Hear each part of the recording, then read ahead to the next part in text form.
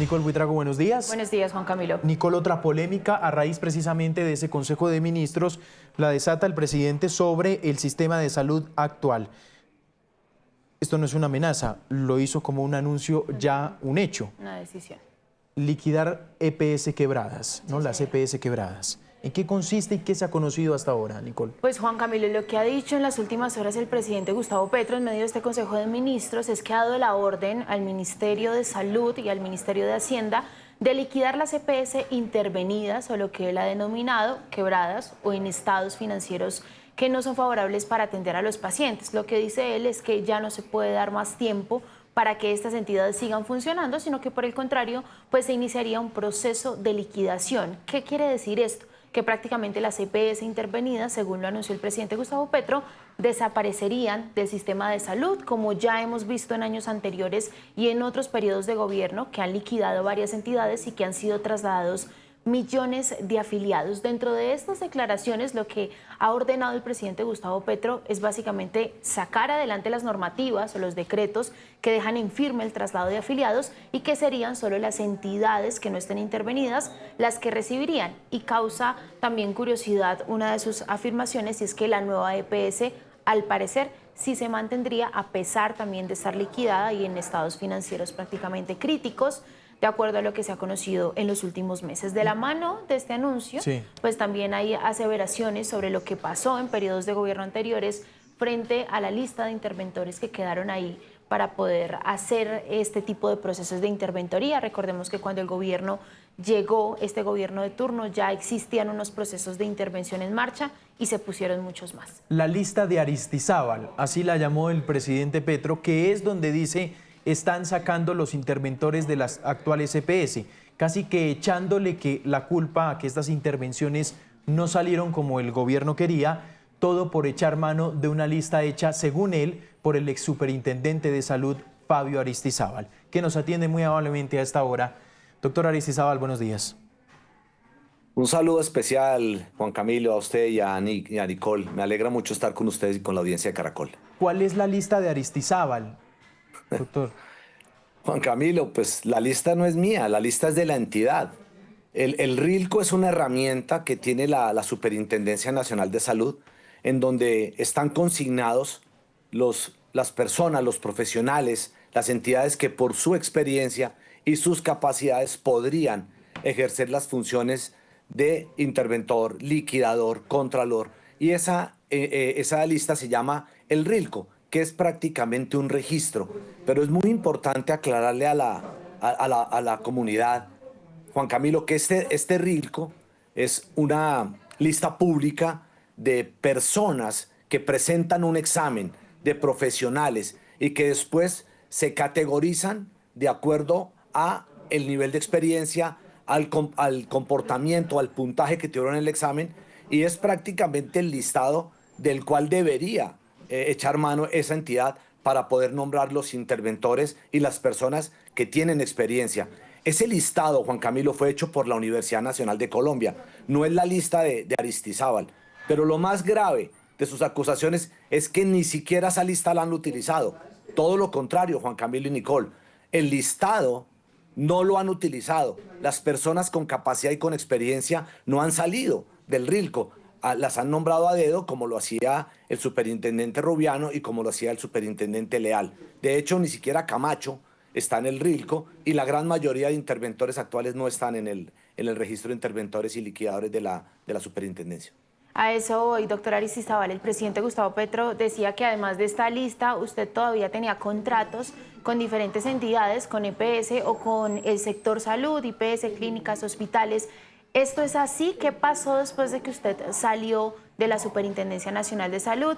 Y si realmente usted ha visto que de esos insumos, pues el gobierno ha tomado mano. Nicole, primero, de las herramientas que tiene el gobierno no las han utilizado. Desmontaron la información que nosotros publicábamos, que era el superradar, no han utilizado el RILCO, ellos hicieron, de hecho adelantaron un proceso, no sé si fue el doctor Rubiano o Leal, pero ellos avisaron públicamente que las decisiones o los interventores los habían tomado. El uno dijo que se los había mandado Laura Sarabia y el otro dijo que los había nombrado porque habían trabajado con él en la Colombia Humana. Respecto al tema de mis contratos, no tengo contrato con absolutamente ningún hospital ni ninguna EPS. Yo no tengo contratos. Desde que salí de la superintendencia, perdón, Nicole, he estado dedicado a mis labores personales y profesionales y ando dedicado a otros temas muy distintos a contratar, ni con EPS ni con IPS. No tengo un solo contrato. De hecho, me parece infame esa afirmación, me parece que lo han hecho con maldad, con sevicia, y suena mal que lo haga el presidente de la República, que públicamente me esté involucrando a mí en temas que no corresponden a la verdad, Nicole. Muy lamentable, me parece infame y cínico lo que está haciendo el presidente conmigo. Sí. Eh, es decir, porque me parece importante rescatar su primera afirmación, la lista RILCO no la hace un gobierno, la hace la academia, la Universidad Nacional. Claro, es que no es hecha por una persona. El examen, el concurso, lo hacía la Universidad Nacional de Colombia. Y precisamente nosotros fuimos muy estrictos con la elaboración de este registro, de este RILCO.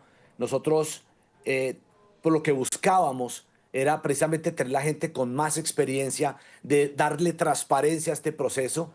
Y de ese listado, Juan Camilo, normalmente el comité, cuando se va a tomar una medida especial de vigilancia o una decisión de fondo, lleva 3 candidatos y colectivamente se escogía la persona que más cumpliera con la experiencia y el perfil de acuerdo a la complejidad de la entidad. Para eso precisamente se hizo, para evitar la discrecionalidad, la arbitrariedad y para darle transparencia al proceso.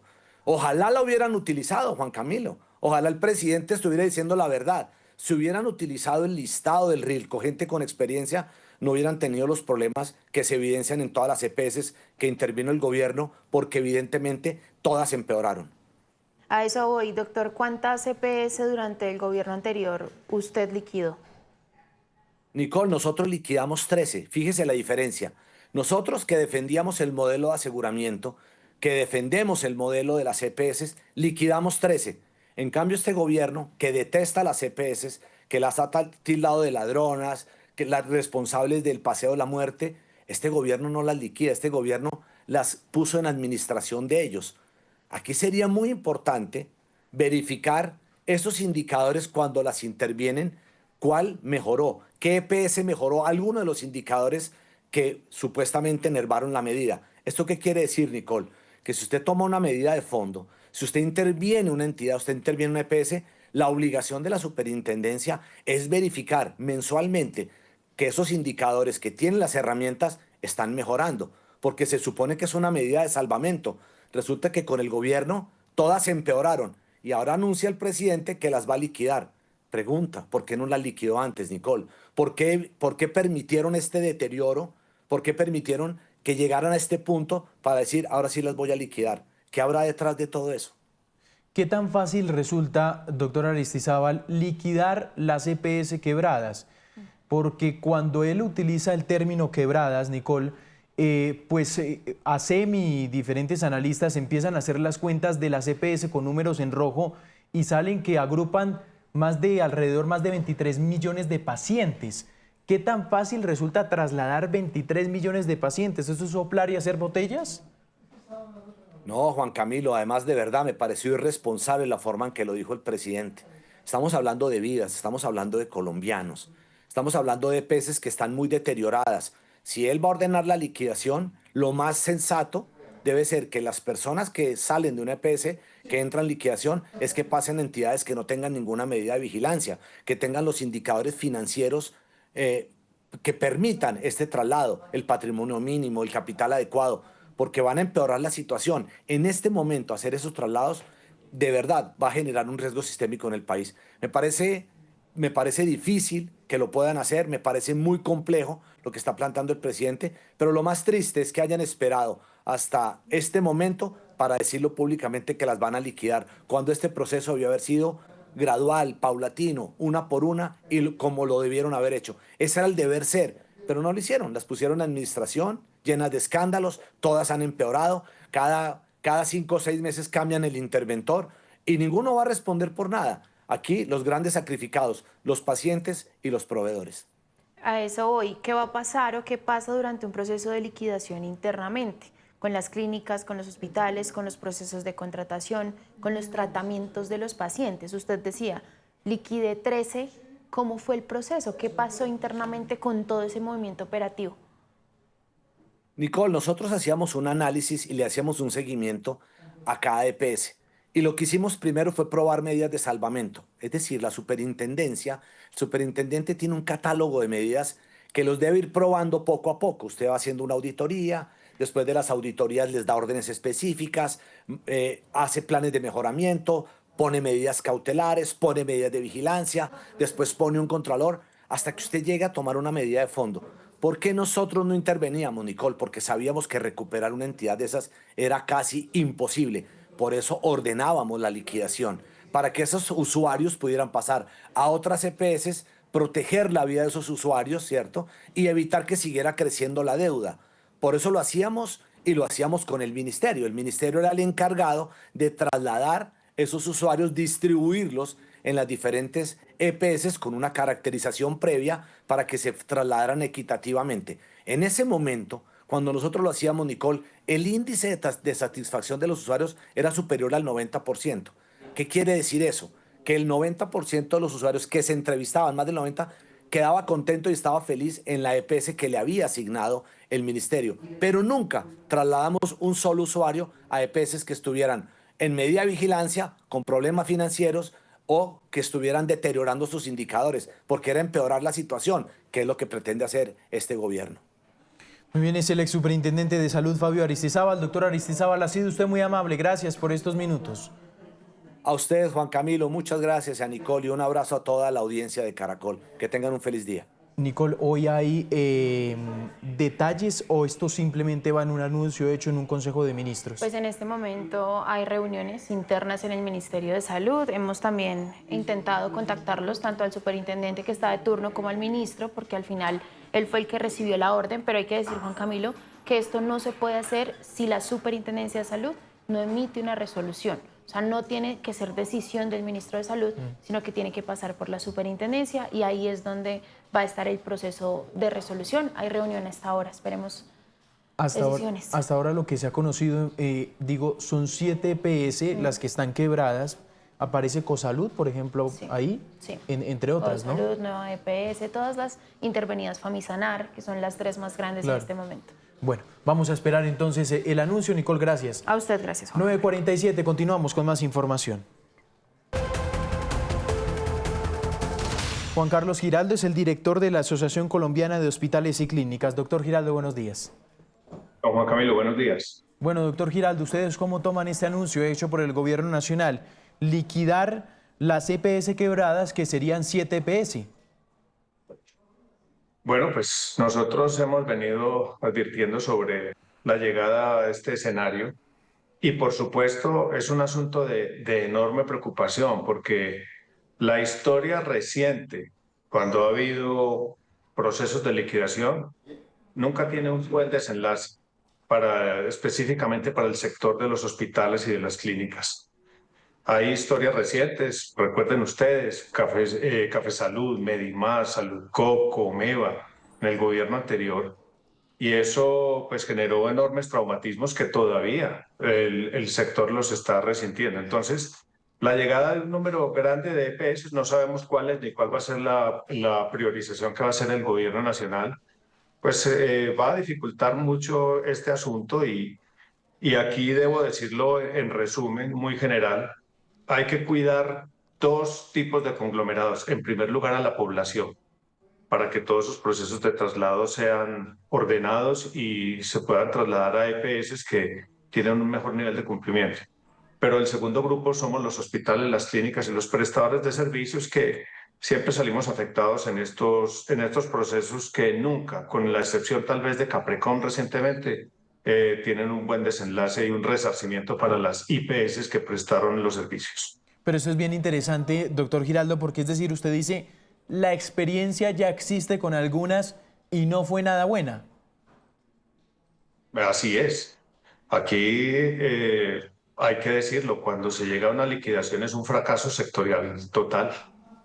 porque significa que los mecanismos ordinarios de funcionamiento no lo hicieron adecuadamente y no se pudo evitar llegar a ese desenlace.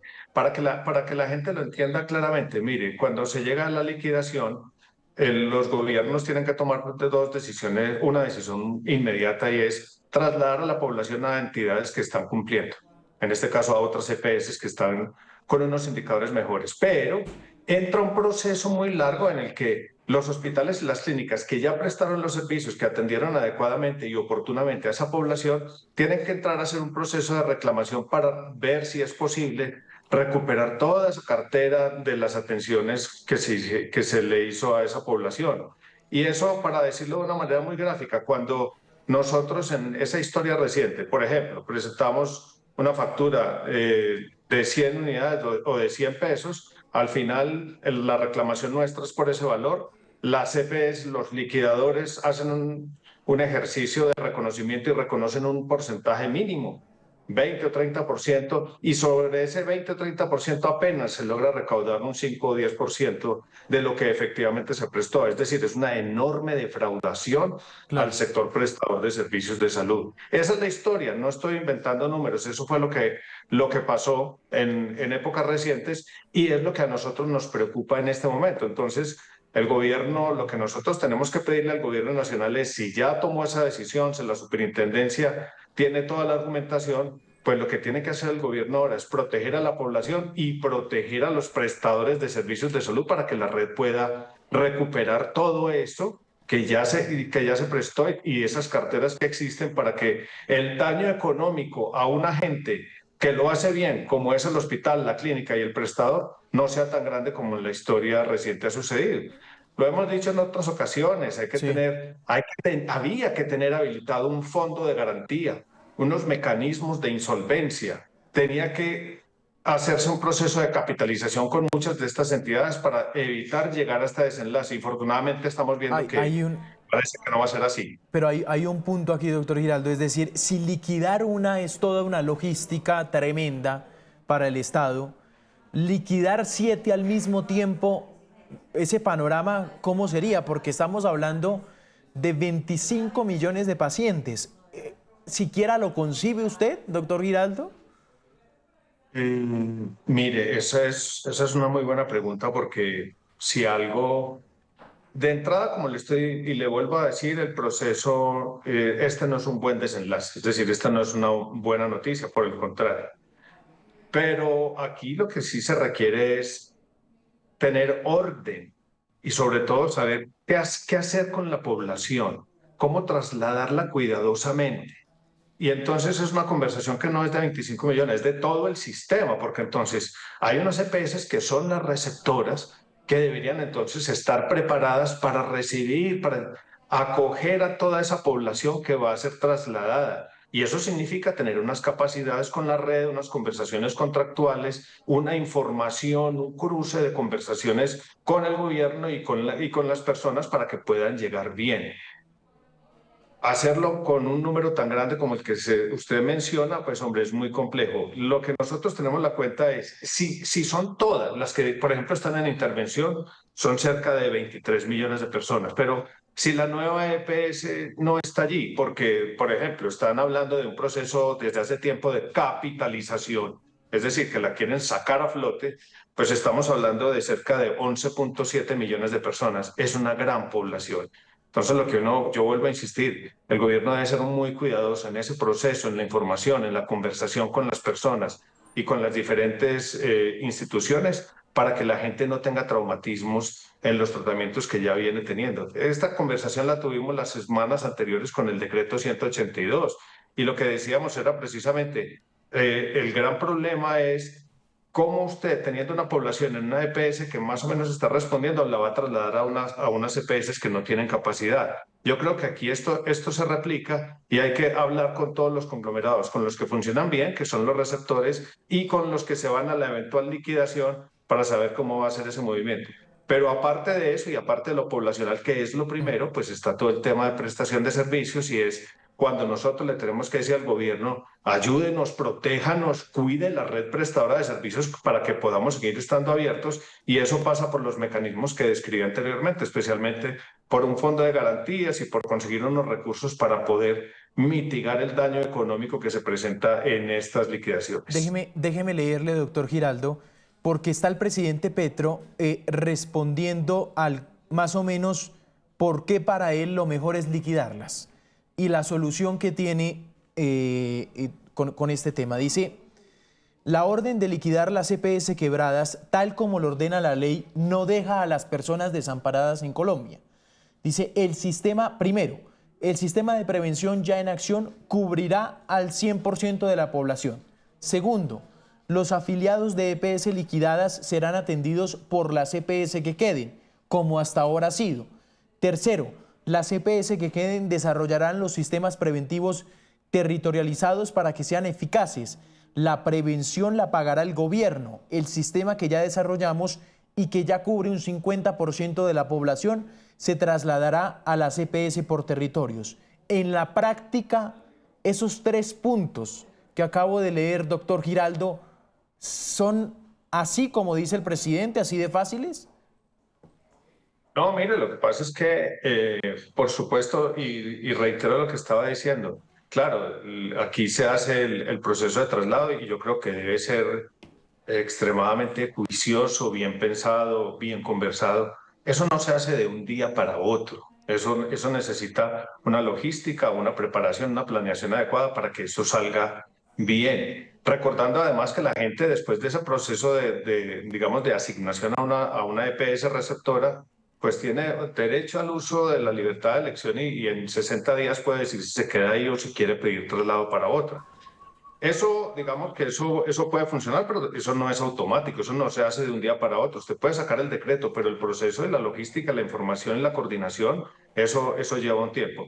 Lo segundo, por supuesto que la promoción y la prevención es fundamental en cualquier sistema de salud, pero es que aquí ya estamos hablando de gente que está enferma, de gente con tratamientos en curso, de gente con patologías que ya están siendo conocidas. Entonces, cualquier movimiento puede traumatizar o ralentizar el funcionamiento de los tratamientos y las guías que ya se le están aplicando a sus pacientes. Entonces, eso en la teoría puede funcionar bien, pero en la práctica se necesita todo un aparato gubernamental y de las entidades de vigilancia y control, y debo decir, y ojalá de otras entidades de vigilancia y control supervisando este proceso, como por ejemplo una Procuraduría General que debería estar acompañando este proceso y una defensoría. Yo creo que eso no es automático. Por supuesto, estamos de acuerdo con esa teoría y con la promoción y la prevención, pero ya estamos hablando de gente que está muy enferma y que necesita lo básico de la cobertura: acceso, continuidad y coordinación. Y en un proceso como este de las liquidaciones, esos 3 puntos siempre sufren sus traumatismos.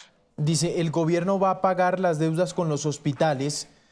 Mire lo interesante, dice, el giro desde las ADRES directamente a la red pública se hará a través de una fórmula matemática y automática que está en pleno desarrollo. Dice, habla tarifario de costos de salud y flexible para el control de gastos del sistema. Los propietarios de las EPS liquidadas cuya deuda no se pueden financiar con la liquidación asumirán las deudas que falten. Dice, mantuve las EPS esperando una salida tranquila y negociada a través de la ley, pero la realidad fue el sabotaje permanente de los senadores pagados por las EPS. Sobre las EPS liquidadas, sobre este tema de tratar de pagar la deuda con los hospitales, ¿esto se puede hacer a través de una fórmula y que la ADRES gire directamente, como lo está diciendo el presidente Petro, doctor Giraldo? Lo que pasa es que ahí se mezclan varios conceptos. Yo creo que él se está refiriendo al funcionamiento del procedimiento que es el giro directo, que ya está avanzado, que hoy está en 80% y que el gobierno tiene el plan de avanzarlo hasta el 90% o inclusive un porcentaje adicional. Eso ya está funcionando, pero eso es parte, digamos, de la operación corriente que se ha tenido hasta ahora. Otro asunto es ver qué va a pasar con las deudas remanentes. Es decir, ya en la liquidación, ¿quién va a responder por esto? Pero se tiene que entender, y para que la gente lo entienda, es que cuando se llega a una liquidación es porque esa entidad que entra a liquidación no tiene la capacidad para responder por sus deudas. Entonces aquí tendrá el gobierno, siguiendo lo que está mencionando el presidente, tendrá que hacer un esfuerzo monumental para acudir a los dueños originales de esas compañías para que entonces puedan aportar las partes que están pendientes y que van a quedar pendientes de pago, porque en los patrimonios pues vemos que hay unas enormes afectaciones, pero tocaría hacer un esfuerzo adicional que no se ha podido hacer en las liquidaciones precedentes para que eso que yo le mencionaba, la reclamación completa que hacen los hospitales, pues pueda tener una fuente de financiación completa. Ese es un asunto muy difícil y vuelvo a insistir, no es automático. Esperemos que el gobierno proceda con sensatez, que lo haga de una manera gradual, que lo pueda informar a la población y que nos pueda, vuelvo a insistir, nos pueda garantizar a los hospitales, a las clínicas, las condiciones para el resarcimiento de esas deudas y para que podamos tener nosotros la liquidez y la viabilidad financiera en el inmediato plazo para poder seguir atendiendo a toda esa población que va a pasar a otras entidades del aseguramiento. Muy bien, ahí estaba entonces el doctor Juan Carlos Giraldo, director de la Asociación Colombiana de Hospitales y Clínicas. Doctor Giraldo, ha sido usted muy amable, le agradecemos mucho estos minutos. Muchas gracias a ustedes.